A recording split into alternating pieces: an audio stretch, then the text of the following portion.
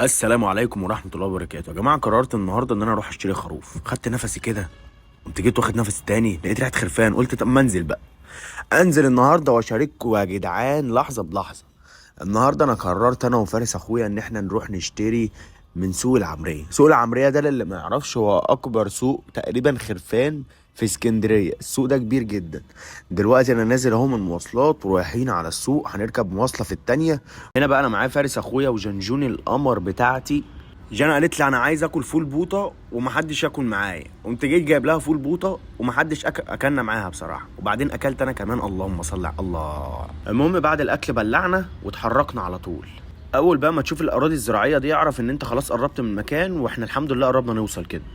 هنا بقى يا جماعه خلاص احنا قربنا نوصل تقريبا او وصلنا. تمام. هنا بقى يا جماعه العلاقه غريبه قوي، يعني ممكن تلاقي مثلا واحد شايل خروف على كتفه او الخروف شايله على كتفه عادي، يعني العلاقه بينهم صحوبيه ما شاء الله، يعني ربنا دي من الود. بصوا الخرفان بقى هنا ايه، اللهم صل على النبي. تلاقي ايه ده يا معلم، ايه ده؟ بص راكب معاهم المكنه زميلهم، يعني تالت بالنسبه التالت بتاعهم عادي خالص. واخدين الخروف مودينين شايلينه في الموتوسيكل. واول ما دخلنا المكان بقى يا جماعه لقينا المعيز دي، الله، في هنا علاقه توكسيك بينه وبين النعجه، ولكن عن الناحيه التانيه في علاقه رومانسيه. بص شايل المعزه بكل رومانسيه. فاضل يجيب لها ورده وياكلها ببقها. في النهايه اخيرا عرفنا نخش المكان، لكن البوابه كان عليها زحمه كبير جدا، عايزه على الاقل 10 دقايق عشان تخش. وبجد اللي جاي حاجه تانيه خالص، وهتشوفوا عالم تاني اول مره تشوفوه في حياتكم.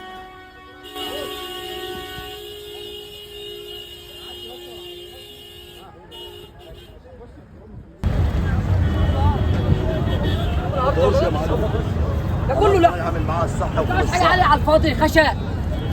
ده كله لحم. يا حماده يا حماده.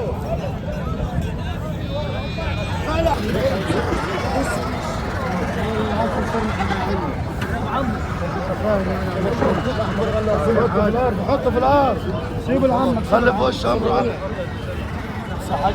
مريض السن سنه واحده. الناس قريبه حلال اللي قال عليه ربنا، حلال اللي قال عليه الرسول عليه الصلاه والسلام. طب ما تسيبها على الله يمكن نكرم.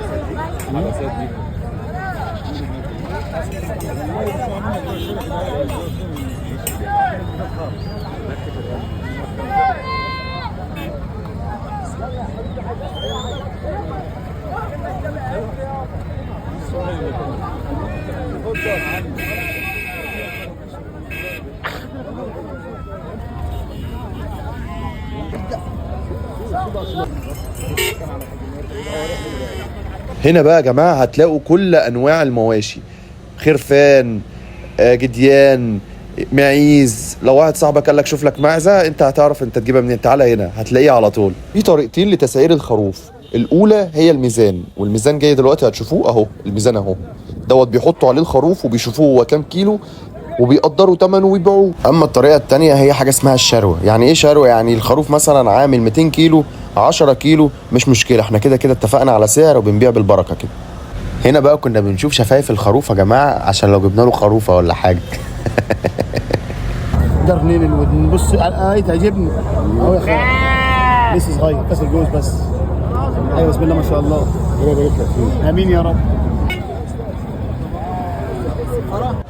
اهم حاجه يا جماعه في الخروف النظافه الشخصيه. اهو هنا بقى كنا بنتاكد هو غسل سنانه ولا لا.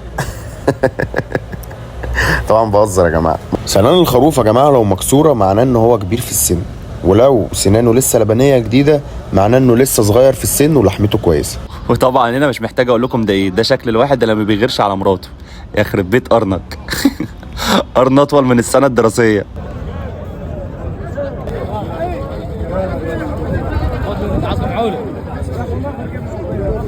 30,000 30,000 30,000. وخلاص يا عم، خروف ايه اللي ب 30,000 ده؟ انا جاي اشتري حصان. هنا بقى اخويا فارس ندى عليا وبقول له شقيانين بالفلوس اللي هنجيب بيها الخروف دي وربنا.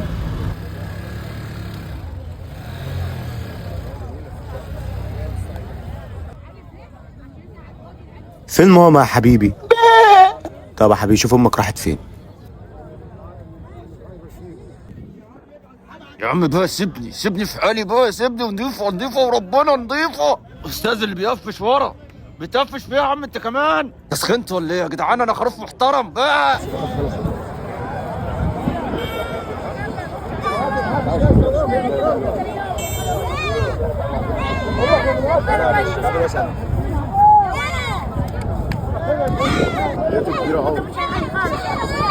ايه؟ عايز حته ولا اتنين بقى؟ بس الاول هنا بقى الست دي كانت عايزه تودي معزها المدرسه، بس المعزه عماله تعيط عشان مش عامله الواجب.